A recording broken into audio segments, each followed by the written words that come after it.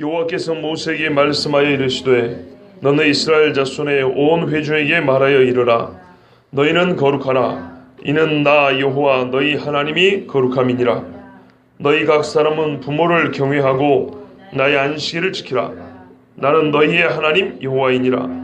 너희는 헛된 것들에게로 향하지 말며 너희를 위하여 신상들을 부어 만들지 말라. 나는 너희의 하나님 여호와이니라. 아멘. 하나님께서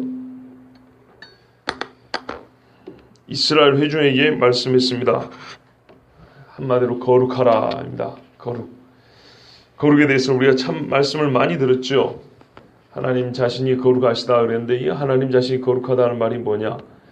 구별된다는 데 하나님의 시간적으로 선후, 존재적으로 상하, 하나님은 그 어떤 것과도 같지 않다 말씀했습니다. 그래서 하나님께서 그의 백성에게 거룩하라 그랬는데요.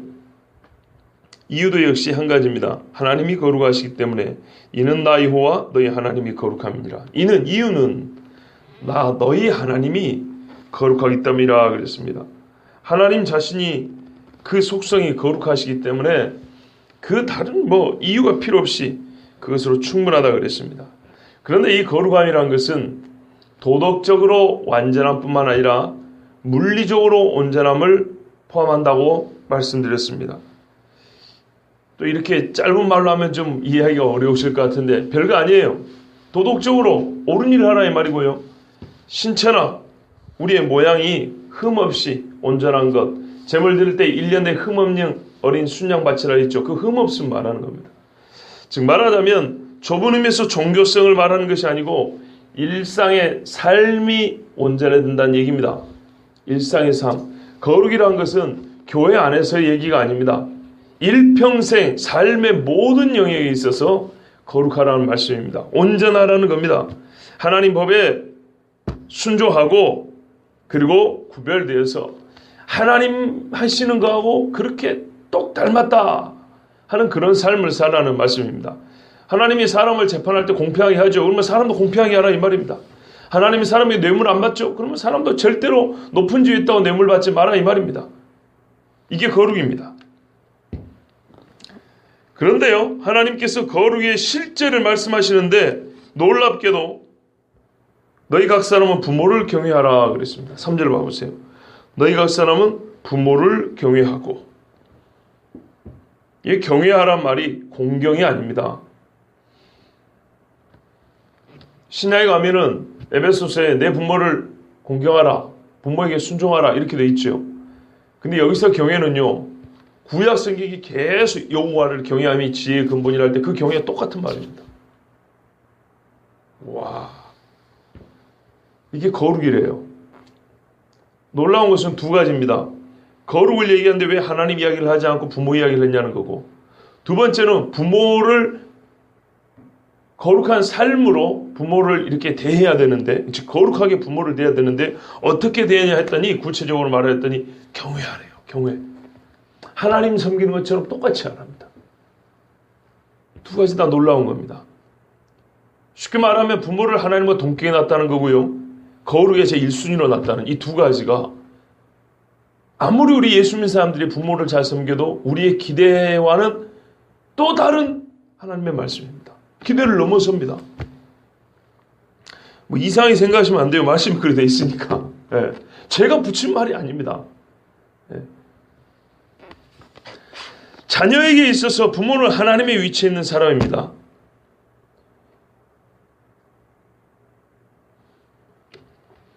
자녀는요, 부모님을 통해서 하나님을 믿게 되거나 적대하게 됩니다. 여러분, 아무리 신앙을 가르쳐주는 교사가 많고 타인이 전도를 한다 하더라도 쉽게 얘기를 해볼까요? 지난 1년 동안 죽어서 천국 간 사람들 중에 몇 퍼센트가 타인한테서 복음을 들은 사람이라고 생각합니까? 지난 1년 동안에 죽은 그리스도인들 중에 천국 간 사람 중에 몇 퍼센트가 부모에게 전도를 못 받고 부모 믿는 집에서 태어나지 않고 불신 집에서 태어나서 불신 학교를 다니고 안 믿는 친구 만나다가 정말 극적으로 예수 만나가지고 올라간 사람 몇 퍼센트나 될까요? 100명 중이라면 몇 명이나 될 거라고 생각하십니까? 거꾸로 말해볼게요. 여러분 주변에 예수 믿고 죽은 사람들 중에 대부분이 믿는 집에서 태어난 사람입니까? 안 믿는 집에서 태어난 사람입니까? 한번 봐보세요. 거의 다 믿는 집에서 태어난 사람입니다. 물론 누군가는 안 믿었다가 믿게 되는 시조가 있겠죠. 신앙의 시조가 있겠지만 그 시조는 또 죽고 또 어떤 집에서는 믿다가 씨가 말라서 안 믿어지고 또 안 믿는 집이 또 믿게 되고 이렇게 왔다 갔다 하는 일이 있어요. 요동치죠. 요동을 치지만 평균을 딱 잡아봤을 때 대부분은 믿는 집에서 어릴 때부터 신앙을 배운 사람들이 전체적으로 보면 죽어서 우리가 그걸 판단할 건 아닙니다만은 겉으로 볼 때 이야기입니다. 그래도 우리가 볼 때 저 사람은 예수 믿는 사람 같아 라고 하는 사람 중에 대부분은 역시나 믿는 집에서 태어난 사람들입니다. 우리 집만 하더라도 한번 봐보시랍니까? 저희 아버지가 믿었습니다. 그리고 위에 할아버지를 전도하고요, 할머니를 전도하고요, 어머니를 전도하고요. 그리고 저희 사형제, 사남매를 아버지 때문에 예수 믿겠습니다. 그리고 우리가 결혼했지 않습니까? 그러면은 저 밑에 아기들이 셋이 있습니다. 그죠? 확률적으로 한번 계산해 보세요. 안 믿는 집에 태어났어요. 할아버지가 안 믿는 할아버지예요. 제사 때마다 불러고 절시킵니다. 아버지가 고사 지낼 때마다 돼지머리에다 절시키는 아버지입니다. 그 중에 자식이 예수 믿게 되는 수는 있겠지만 몇 명 중에 몇 명이나 믿을 것 같습니까? 또는 믿게 되더라도 일평생에 몇 년이나 믿고 죽을까요?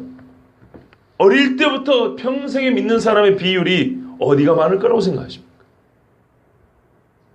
하나님이 거의 직접 보여주고 나를 믿어라 말하는 것과 거의 비슷한 확률로 부모를 보고 예수를 믿게 됩니다. 하나님을 직접 보도 나답과 아비후는 쓸데없는 불을 다른 불을 바치다 죽었죠. 그죠? 신의 산에서 하나님의 영광을 보고도 바알볼에서 음란하고 우상 숭배하다가 그날 몇만 명이 죽었는지 모릅니다. 숱하게 죽어났습니다. 광야에서. 불기둥과 구름기둥을 보고 죽어나가요. 그러니까 제가 아까 설교하면 여러분이 그 생각, 그래도 그렇지 뭐 부모가 하나님이야. 하나님을 보면 믿겠지. 천만에 하나님보다 안 믿습니다. 분명히 말할까요? 부모를 보고도 안 믿는 놈은 하나님 보고도 안 믿습니다. 이스라엘 광야를 보세요. 우리에게 본보기로 주신 말씀이니. 부자가 뭐라 그랬죠? 아버지 아브라함이여 나사로를 보내소서 죽은 자가 살아가면 내 형제들이 믿으리이다. 회개하리이다. 그래서 이곳에 안 들어오리이다. 아브라함이 말합니다. 예수님의 이야기죠. 비유인데요. 예수님의 말은 진리입니다. 아브라함이 이렇게 말할 거다. 너희들에게 율법과 선지자가 있지 않냐? 족하다. 선지자들의 말을 듣지 않고도 믿지 않는 놈들은 죽은 자가 살아가도 안 믿는다 그랬어요. 이스라엘 역사를 보면 압니다. 40년 동안 만나를 먹고 메추라기를 먹고 구름기둥 불기둥으로 보호를 받고 해가 전쟁할 때 해가 아얄론 골짜기 하루 종일 안 드러나는 것을 경험하고 시내에서 불이 훨훨 타오르는 것을 보고도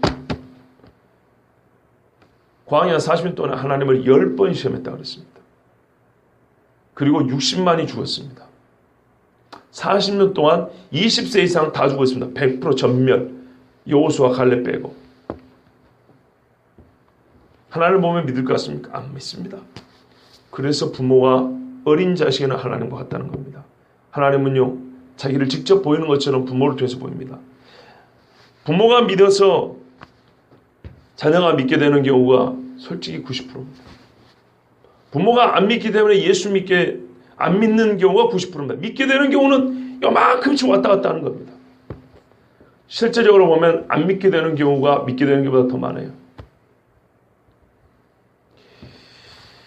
100%는 아니지만 절대적인 영향을 미칩니다. 부모 때문에 하나님을 믿게 되거나 안 믿고 적대하거나 하나님을 알게 되거나 무지한 채로 죽거나.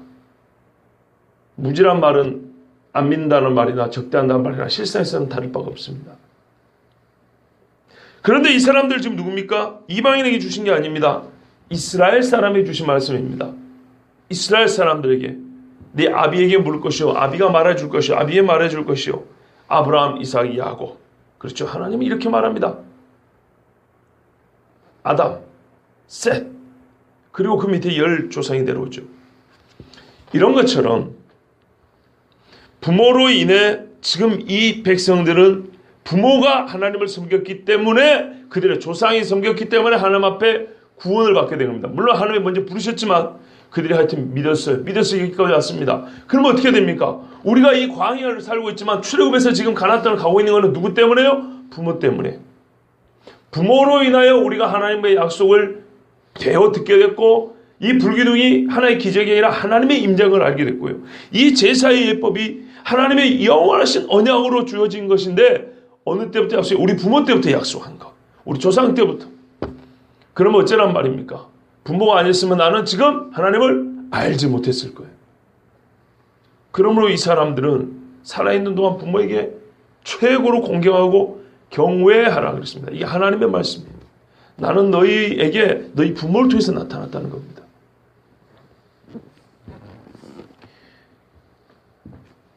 보십시오. 아까 제가 뭐라고 했어요? 거룩함은 좁은 의미의 신앙생활, 교회만의 이야기가 아니라 가정생활, 일상의 얘기라고 그랬죠. 하나님이 그게 얼마나 옳은지 부모 관계부터 시작합니다. 하나님과 사람 관계가 아니라. 근데 이거는 이미 하나님과 사람 관계를 전제하는 거죠. 예. 하나님이 그 부모를 통해 자기를 알리시니까요. 부모 공경이 인간의 의무 중에 대표입니다. 대표. 그 어떤 것보다 제일이 부모 공경입니다. 경외함입니다. 그리고 하나님을 경외함의 대표 계명은 뭐냐면 안식일 준수입니다. 자, 3절 가운데 부분에 나의 안식일을 지키라. 이유는 똑같습니다. 나는 너희 하나님 여호와이니라. 4절까지 나는 너희 하나님 여호와이니라 3번 반복됩니다. 거룩함의 토대요, 기원, 근원은 내가 너희 하나님이다 하는 것입니다. 하나님께서, 여호와께서 말씀하신 거죠. 영적인 삶에 있어서 거룩이라는 것은 안식일 준수에서부터 시작합니다. 이게 기초입니다. 그리고 안식일 준수는 이 사람이 모든 하나님의 말씀을 준수하는지 안 하는지를 확인해 볼 수 있는 시금석이고 절대적인 기준표입니다. 왜 그럴까요? 안식일이 일주일에 한 번 돌아옵니다. 그죠? 잊을래야 잊을 수가 없습니다. 또 있습니다. 일주일에 한 번씩 돌아오는 안식일 말고도 하나님이 특별히 정한 안식일이 있습니다. 일주일에 한 번 돌아오는 안식일처럼 요즘 말로 하면 주중인데 똑같이 그렇게 안식일로 지내야 됩니다. 그날이 오면 절기들입니다. 안식년. 이 안식일을 기준으로 이걸 확대한 게 안식년이라는 겁니다. 희년. 모든 것을 회복하는 해. 50년째 희년.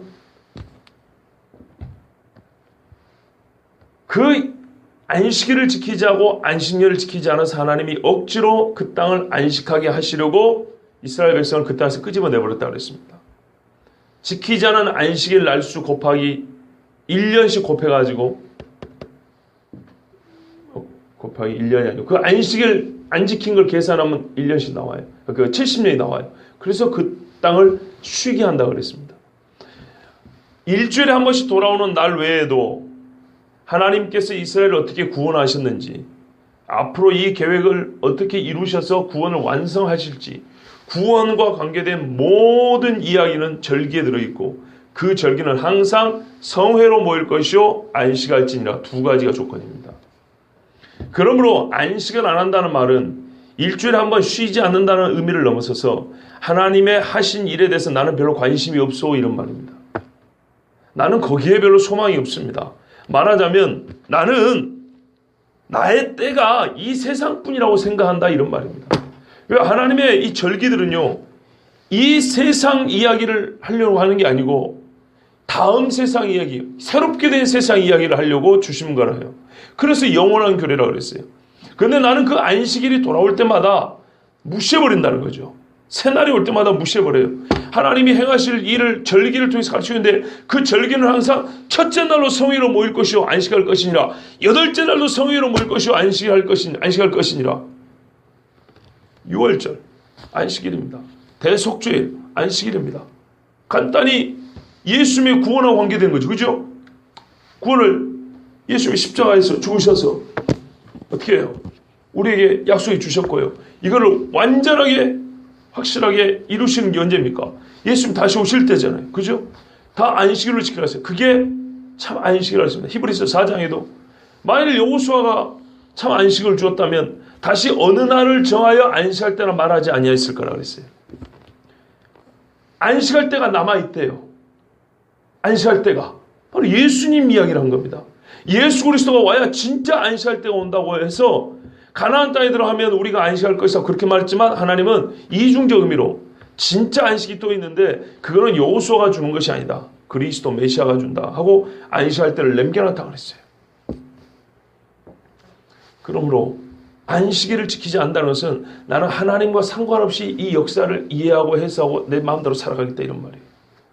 하나님의 약속과 구원과는 나는 별로 그런데 신경 안 쓰니까 너무 나한테 그렇게 이걸 알아라 믿으라 하지 말라는 얘기 그런 소리예요. 유대인들은 그랬어요. 뭐라냐면요. 안식일을 지킨다는 것은 다음 세상의 맛보기라고 그랬어요. 대단한 해석이죠. 네? 그리고 안식일을 지켰어요. 귀찮다 그런 게 아니고 이거는 다음 세상의 맛보기다. 이 세상에서는요. 안식을 가르치지 않아요. 여러분 어느 직장에서 안식을 가르치던가요? 솔직히 한번 얘기해 보세요. 어느 학교에서 쉬라고 얘기를 하던가요? 죽을 때 되면 병원에서 말합니다. 쉬세요. 왜요? 사실라면 쉬세요. 예전엔 살기 위해서 안 쉬었거든요. 그런데 살고 싶으면 쉬세요. 그래. 근데 그를 가르치는 의사도 안 쉬어갖고 빨리 죽어요. 성경 외에는 쉬라고 가르쳐준 데가 없습니다.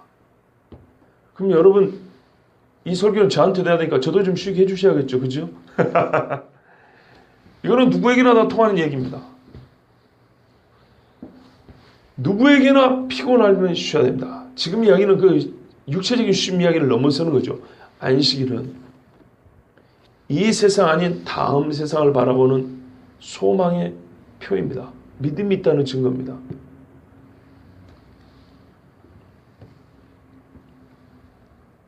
그래서 이 사람이 안식일을 지키지 않는다면 안식일이 원래 하나님께 예배한 날이기 때문에 하나님을 위한 날이기도 되고 예수님 말하면 사람을 위하여 안식일이 세워졌다 그랬죠.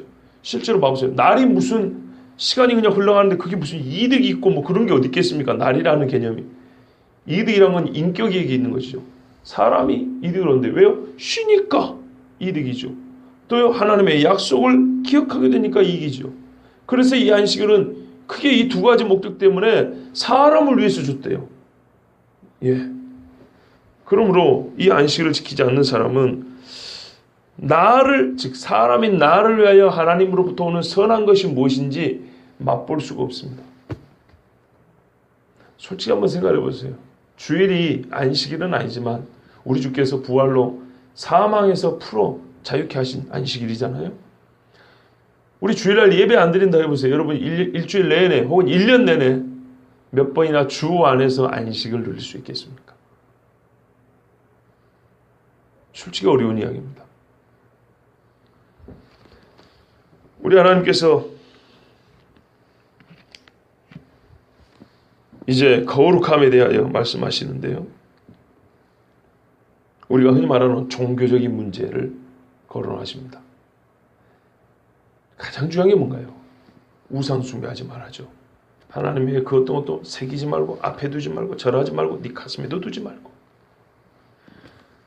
이런 건 헛된 것이라고 그랬습니다. 이 헛된 것들이라는 것은 작은 신이라는 뜻입니다. 왜 작냐 그랬더니 약하기 때문이라 히브리어의 뜻은 그런 뜻입니다. 왜 헛되냐? 아무짝에 쓸모없는 이유는 약하기 때문입니다. 그렇지 않습니까 여러분? 사람이 누구에게 도움을 구한다는 것은요. 나보다 그가 능력이 더 많기 때문에 더 크기 때문에 그런 거 아니겠습니까? 그런데 사람이 만든 우상은 절대 사람보다 클 수가 없습니다. 내가 만들었는데 그게 어떻게 나보다 클 수가 있습니까? 사람이 하나님보다 큽니까? 하나님과 같아지겠다고 한 게 인간의 가장 큰 죄죠. 이거는 애시당초 불가능한 겁니다. 사람이 만든 것이 사람보다 클 수가 없고 사람을 도와줄 수가 없습니다. 그런데 어리석게도 사람들은 너희를 위하여 바꾸면 나를 위하여 내가 우상을 만들고 우상에게 빕니다. 자기보다 약한 것을 만들어 놓고 그 약한 것에게 나를 도와달라고 비니 얼마나 헛됩니까? 그래서 우리 하나님이 너희를 위하여 너희보다 작은 것을 만들어 놓고 빌지 마라. 그거는 얼마나 나를 무시하고 모욕하는 것인지 그러지 않겠어요, 여러분? 생각을 해보세요. 어린이가 말해요. 자기 부모님이 옆에 있어요. 부모님이 옆에 있어가지고 엄마 아빠 돈이 있어서 과자를 사줄 수 있어요. 엄마한테 사달라면 될 거를 그러지 않고 남의 아저씨가 있는데 그죠? 그 아저씨에게 리어카를 밀고, 요즘에 리어카 없죠. 예, 우리 어릴 때 이야기예요. 리어카가 있는데 말이에요. 리어카를 막 밀어줍니다. 아저씨 나 뽑기 하나 사줄 거죠? 뽑기가 아니고 뽑기라고 있었어요. 옛날에 하나에 5원짜리. 저 어릴 때도 그 두 개에 10원짜리 이게 있었어요. 그거 두 개에 10원짜리 뽑기 하나 사줄 거죠? 이러면서 밀고 가요. 땀을 뻘뻘 흘리면서. 예? 그게 10원의 가치는 훨씬 더 큰 가치인데 애는 그냥 그 10원짜리 뽑기 두 개 먹고 싶어갖고 하나에 5원이지만 5원에는 안 팔아요. 두 개 묶어서 10원에 팔아요. 이렇게 그걸 밀고 가요. 그러면 옆에 있는 부모가 어떻게 했어요? 내가 바로 옆에 있는데 나한테 과자 사달라 얘기 한 번 하지 않고 나는 아예 우리 엄마는 안 사줬고 우리 엄마는 그 능력도 없다고 그냥 지켜버리고 남의 아저씨 리어카를 한여름에 뻘뻘 땀 흘리면서 밀어주면서 그깟 10원짜리 부모 입장에서 기분이 좋을까요? 절대 좋지 않죠. 하나님 입장에서 한번 생각해보세요. 이건 비교할 바가 아닙니다. 갑자기 생각 안 나는데요. 자문이었던가. 어째 산자를 위하여 죽은 자에게 구하느냐. 귀신에게 빌지 말라는 얘기죠. 그런데 말이에요. 이것들은 애시당초 생명을 가져본 적도 없는 사람이 만든 목석들이에요. 쇠붙이들이에요. 그런데 거기다가 자기를 왜 강구한단 말이에요. 나는 너희 하나님 여호와니라 그랬어요. 여러분 사람이 무언가를 만들어서 거기다가 빌고 나를 도와달라 이렇게 하는 것은 애들로 표현한 것이 되겠지만 그거를 직설 화법으로 바꾸면 하나님 당신은 죽었습니다 소리하고 똑같은 겁니다. 이름은 있으나 실제로는 죽은 자입니다 라는 소리입니다. 오늘 우리 하나님께서 거룩하라고 말씀하시면서 유일한 이유로 내가 거룩하기 때문이다 그랬어요. 거룩함은요 인격적인 문제죠. 아까 말씀드렸습니다. 도덕적인 완전함과 물리적인 온전함이라고 그랬습니다. 도덕적인 완전함이란 그 속 생각이 깨끗하고 정직해야 된다는 말이고요. 하나님의 생각과 같이 본성적으로 변화를 받을 정도로 마음을 새롭게 함을 받는. 그리고요 물리적인 온전함이라는 것은 우리 삶에 있어서 삶의 모양새가 어느 것 하나도 흠잡을 것 없이 역시 정직하고 공의로워야 된다는 이런 말씀입니다. 이유는요, 근거는요, 하나님에서 우리 존재가 시작됐고 그 거룩함이 하나님에서부터 시작됐기 때문에 그렇습니다. 그런데 이거를 가르쳐주면서 우리 하나님은 부모 경외를 먼저 가르쳐 주셨습니다. 이것이 거룩의 첫 번째라 이렇게 말씀했습니다. 부모를 경외하지 않으면 반대로 경시하게 됩니다. 둘 중에 하나입니다. 여호와를 경외하지 않으면 어떻게 되죠? 우상을 숭배하게 됩니다. 질서가 혼돈으로 바뀌고요. 위아래가 뒤집어져 버립니다. 가만히 있는 게 아니고 뒤집어집니다. 이것은 거룩이 아니고 우리가 앞에서 숱하게 들은 부정입니다. 부정. 근데 어떤 부정인가요? 최고로 부정한 거고 최악으로 부정합니다. 저녁까지 부정할 것이냐? 아니. 일주일 부정할 것이니라? 아니요. 33일, 60일, 66일 부정할 것이니라? 아니요. 영원히 부정한 겁니다. 앞에 말씀을 기억하면 이거는 감이 오는 말씀입니다. 부정함이 있는 자는 하나님의 성막에 나가지 못하죠. 그러고 나가면 죄가 돼서 그 순간 하나님 앞에 첫 죽임을 당합니다. 부모를 경외하지 아니하고 안식일을 준수하지 아니하면서 하나님을 경외하지 않는 것은 얼마나 부정함이냐? 영원한 부정함입니다. 그래서 이 사람은 하나님 나라에 들어가지 못합니다. 로마서 1장 28절에서 32절에 사람이 지을 수 있는 죄, 사형에 해당하다고 하는 죄를 여러 개 놨는데요. 그 중에 하나 이렇게 있습니다. 악을 도모하는 자요. 부모를 거역하는 자요. 이 같은 일을 행하는 자는 사형에 해당한다고 하나님께서 정하심을 알고도 계시록 21장 8절에는요. 우상 숭배자들과 거짓말하는 모든 자들은 불과 유황으로 타는 못에 던져지리니 이것이 둘째 사망이라. 22장 15절에도 역시 우상 숭배자들과 및 거짓말을 좋아하며 지어내는 자는 다 성 밖에 있으리라. 얼마큼 부정하다고요? 영원히 부정합니다. 그리스도 예수의 피로 죄 씻음을 받지 아니하고 그리하여서 그 삶이 부모를 경외하고 하나님의 계명을 준수하여 안식일부터 시작해서 나는 하나님의 모든 하신 일과 하실 일에 대한 소망을 갖고 사는 사람입니다. 이런 믿음의 징표가 없는 사람은 영원히 부정하여 하나님 나라에 들어갈 수가 없습니다. 기억하십시오. 하나님의 거룩을 명하셨습니다. 영원히 부정함을 면하게 하시려고 거룩을 명하셨습니다. 그런데 한 가지 또 아주 주목할 만한 사실이 있습니다. 읽어보면 아시겠지만 하나님께서 거룩의 기준으로 어디서 이 거룩을 가져다가 설명을 해주고 명령하시냐면요. 십계명입니다. 보십시오. 벌써 안식일을 기억하여 거룩히 지키라. 4계명이 있죠? 그리고 6계명인가요? 내 부모를 공경하라. 그죠? 헷갈리네. 5계명인가요? 네, 5계명. 내 부모를 공경하라. 제1계명, 2계명. 우상 숭배하지 말라. 조악한 걸 만들지 말라. 거룩을 다 어디서 말씀을 가져다가 지금 가르쳐주죠? 10계명입니다. 그래서 제가 엊그저께 금요일도 말씀드렸어요. 10계명이 옳음이요 선한 계명이라. 이거는 성경 자체가 하시는 말씀입니다. 시편 19편에도 하나님의 이 계명, 율법에 대하여 얼마나 자세히 말씀이 나와 있습니까? 그 중에 한 구절만 읽어드리겠습니다. 여호와의 율법은 완전하여 영혼을 소성케 하고 여호와의 증거는 확실하여 우둔한 자로 지혜롭게 하며 여호와의 교훈은 정직하여 마음을 기쁘게 하고 여호와의 계명은 순결하여 눈을 밝게 하도다.